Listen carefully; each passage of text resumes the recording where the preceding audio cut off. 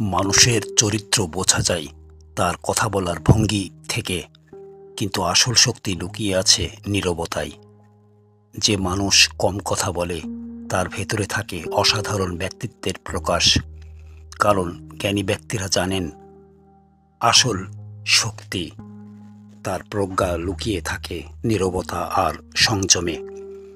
অতিরিক্ত কথা বলা মানে সবসময় জ্ঞানী হওয়া নয়, বরং যে কম কথা বলে সে বিষয়গুলোকে গভীরভাবে ভাবে, বোঝে এবং যাচাই করে।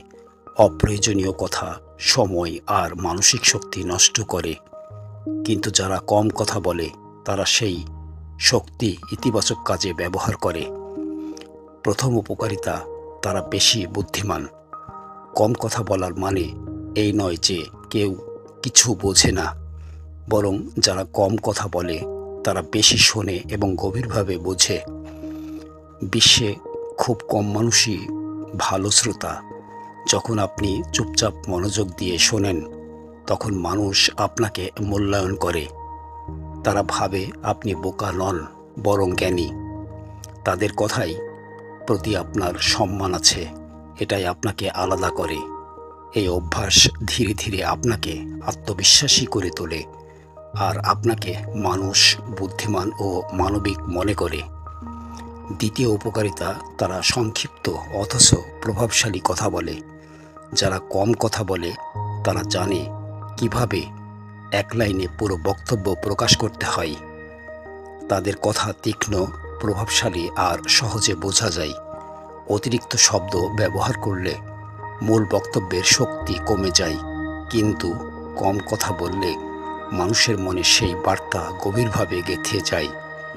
এজন্য কম কথা বলা মানুষ বেশি মনোযোগ আকর্ষণ করে। তাদের প্রতিটি শব্দ মানুষ গুরুত্ব দিয়ে শোনে। তাদের কথাই মধ্যে থাকে স্পষ্টতা আর গভীরতা, ঠিক যেন অল্প কথায় অনেক কিছু বলা। তৃতীয় উপকারিতা, তারা সহজেই বন্ধু পায়। অনেকে ভাবে কম কথা বলা মানুষ খুব একা, কিন্তু বাস্তব হলো তাদের বন্ধুত্ব হয় বেশি সত্যিকারের। কারণ তারা শুধু কথা বলে না, মন দিয়েও শোনে। তারা কারো সময় নষ্ট করে না অপ্রয়োজনীয় কথাই।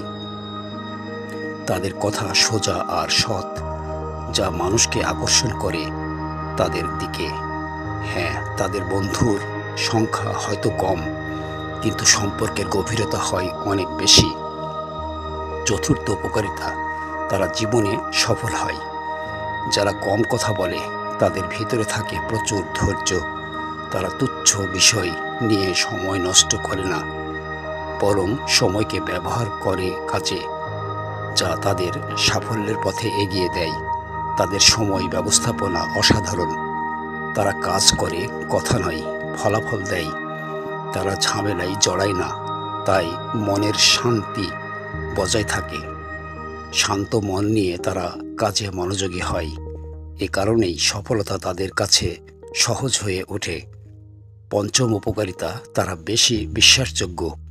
একটি গোপন কথা যতক্ষণ মনে থাকে ততক্ষণই তা নিরাপদ। যারা কম কথা বলে তাদের গোপনীয়তা থাকে অটুট। তারা কখনো তাড়াহুড়া করে কিছু বলে ফেলে না, যা পরে আফসোস হয়। এই গুণই তাদের বিশ্বাসযোগ্য করে তোলে। মানুষ জানে তারা কাউকে সহজে ফাঁসাবে না।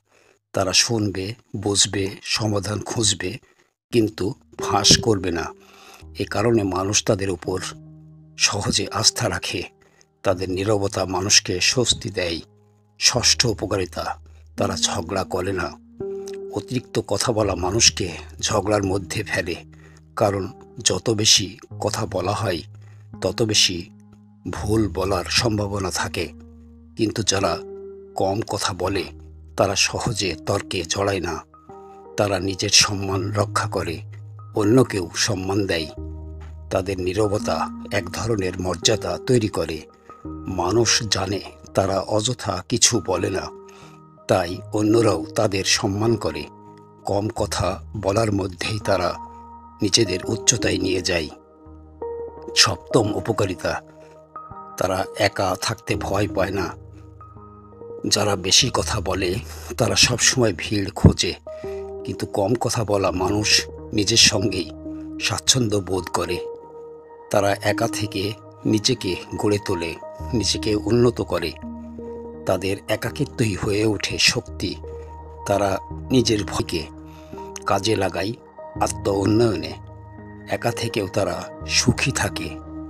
চায় ভিড়, চায় নির্জনতা, তারা সর্বত্র মানিয়ে নিতে পারে। এটাই তাদের আত্মবিশ্বাসী ও স্বাধীন করে তোলে। অষ্টম উপকারিতা, তারা শান্তিপ্রিয়।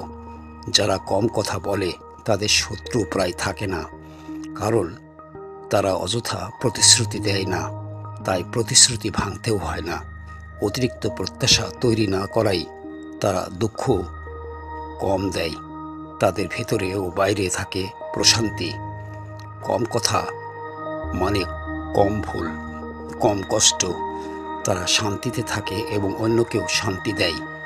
এই কারণেই তাদের নীরবতার মধ্যে থাকে এক অপূর্ব শক্তি, যা তাদের জীবনকে আরও সুন্দর করে তোলে।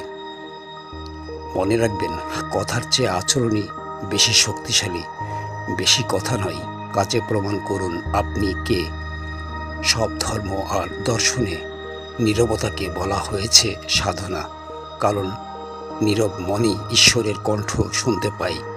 কম কথা মানেই অজ্ঞতা নয়, বরং প্রজ্ঞা। নীরবতার মধ্যেই লুকিয়ে থাকে ধৈর্য, জ্ঞান আর শক্তি। তাই মনে রাখুন, কখনো কখনো নীরবতাই হলো সবচেয়ে শক্তিশালী ভাষা।